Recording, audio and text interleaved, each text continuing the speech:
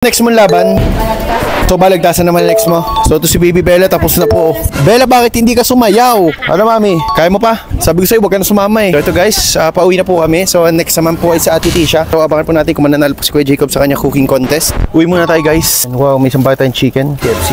Kita nyo, busy kami maghapon sa pag-aabyan sa mga bata. Ba't hindi ka sumayaw? Guys, sa panood nyo naman po na si Baby Bella ay hindi po siya sumayaw. Kinabahan po siya, natakot. Pero okay lang dahil first time naman po niya. So salamat po. So meron naman pong event pa para kay Ate Tisha naman. Kasali naman po siya sa balagtasan. Ano? Jacob! What happened? Talo mami. Ang nanalo ay yung grade 6. Oh. Joke lang! Kami nanalo! Nandiyan pa nga yung video ay nanalo. Panalo sila.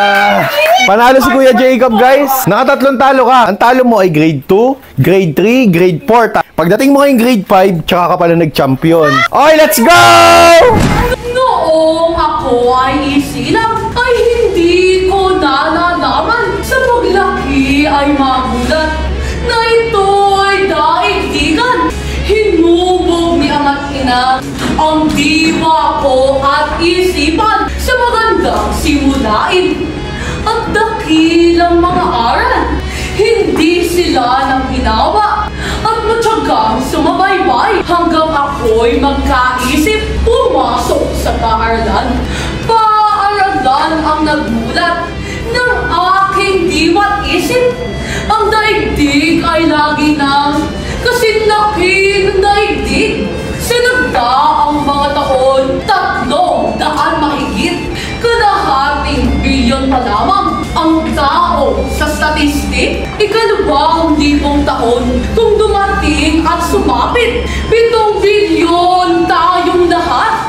Dili kaya ay hihigit sa ganitong pangyayari. Dapat mong mapag-alam, yaong dami ng nilikhang sa daigdig ay kakalaw. Sa pag-unlad nitong siyensya, ang tao rin ang mawawalan ng trabaho ang kapalit.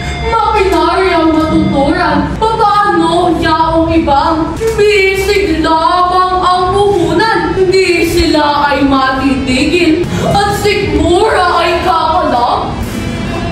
Ang susunod na titindig ay magsisig na binata. Sa lugar rin ng Maynilay, isinlang ng tadhana ang husay niya sa pagbigkasan. Nang hinayang ang kuripot na makatang katulukot. Gawin mo ang iyong gusto na hindi mo maangkin. Tutol ako sa pagundan ng agham sa bayan natin. Kahit ikaw ay tumutol, ay tiyak kang mababaliw. Magsitihil kayo para kayong mga bata. At si Pangulong magsaysay ang saksi o paliwanag sa pagsulong ng aghamoy, pati buhay na wakawak. Nawawakawak ang bansa. Bayan tayong api-api at malayo sa pagsulong. Di tulad mong dumating. Nahuli na at tumatakbo. Kung wala ang iyong paa, ay wala ka ngayon dito. Sabihin mo'y wala sana. Di dumating si Pablito, kundi dahil sa tulid ng makina ng aking boto. Matapos niyong mapakinggan